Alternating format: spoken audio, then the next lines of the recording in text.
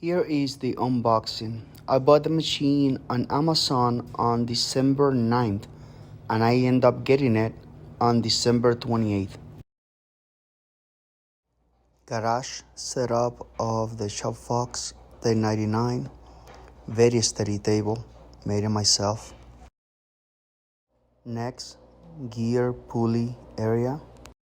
As is, it is a pain to change speed. I would gladly pay a bit more to have some sort of mechanism that allowed me to move the motor to release the tension in the belt anytime I want to change speed. There is a 1/2-inch aluminum bar in the 3 jaws chuck ready for threading. These are the gears that I'm going to be using for my threads: 120, 36, and 40.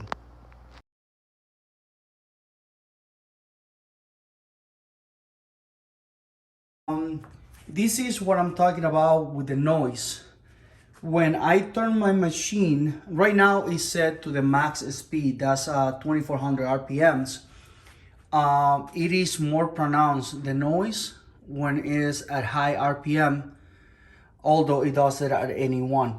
If I go forward,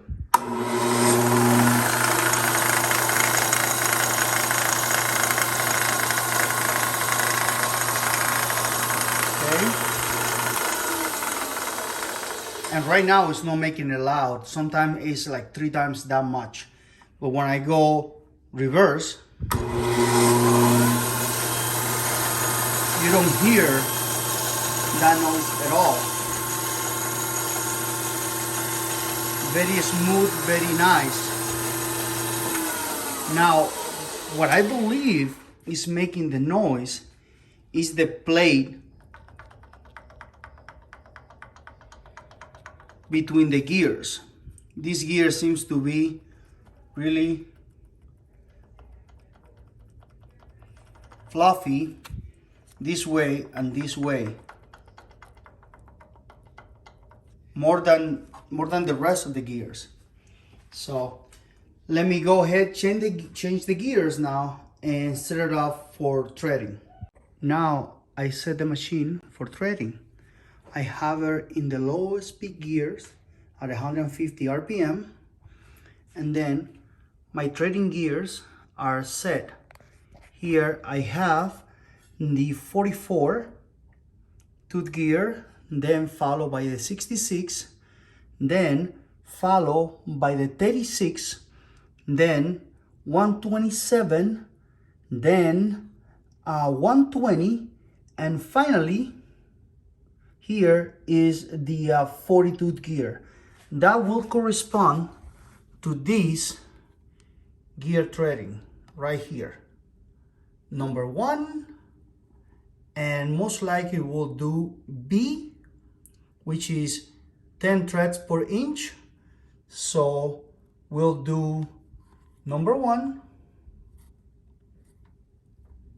Okay, it is locked because I have also the chuck is squared out with my 60-degree threading bit. So I'm gonna get my 1, 2, 3 cube out and then try to turn my knob by turning my chuck and see if I can. There we go, number 1. And the other one will be B right here. So gear hasn't fallen in place yet. Right there. So 1B, 1B,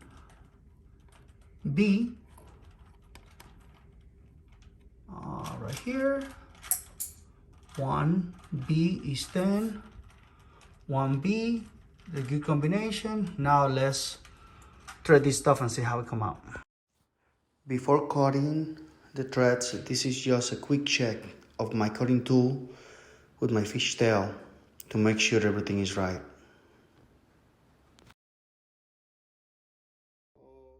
I always keep the dial disengaged when I'm not threading. This is just me engaging the dial so I can start threading, make sure that it makes a good contact, and get ready for it. And then we'll start threading. One thing that I have noticed in my machine is that there are about 4 engaging points between my marks. Like right now, it's right on 3, and I can engage my screw, not a problem. And then if I move, I can engage it again, and a little bit more. I can engage it again, and right there on the mark, engages as well, and a little bit more, I can engage it, and so on and so forth. I don't know if that is right, if that's correct. Okay, so what I'm gonna do is I'm gonna do vital scratch pass, and I'm gonna be engaging my screw always at number 1 right here. So let's see.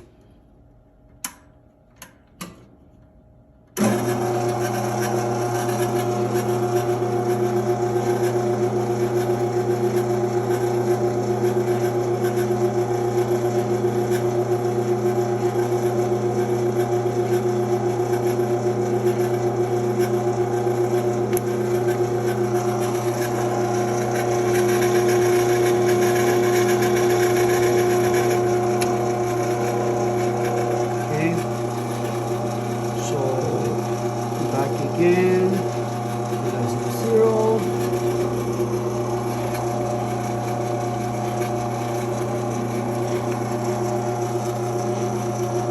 And we're gonna do another vital pass right at 1 again.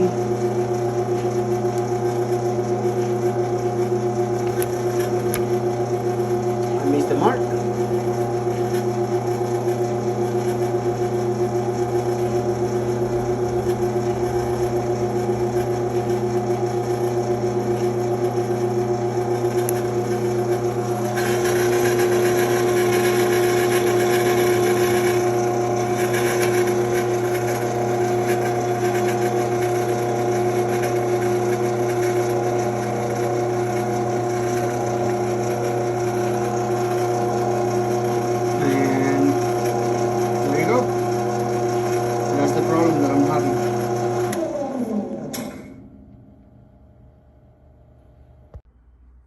Okay, I just clear my blank again, dyed it again.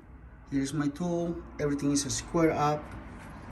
I'm gonna proceed with to mark my blank. I still gonna engage at 1 again and see if I can repeat what happened the first time. It's pretty hard for me to do everything and also hold the phone, so I'm gonna just pause the video and try to do this again and see what comes up.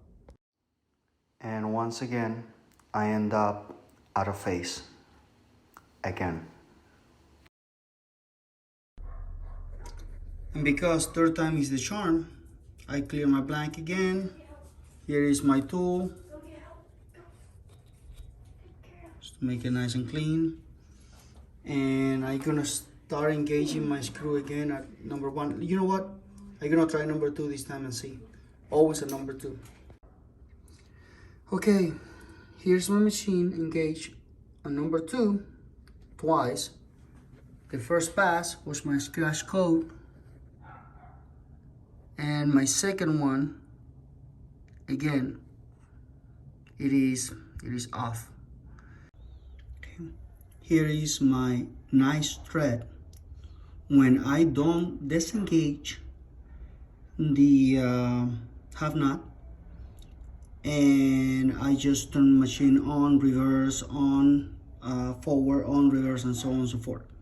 So the machine is doing what it's supposed to do, replicating the lead screw when the half knot is not disengaged.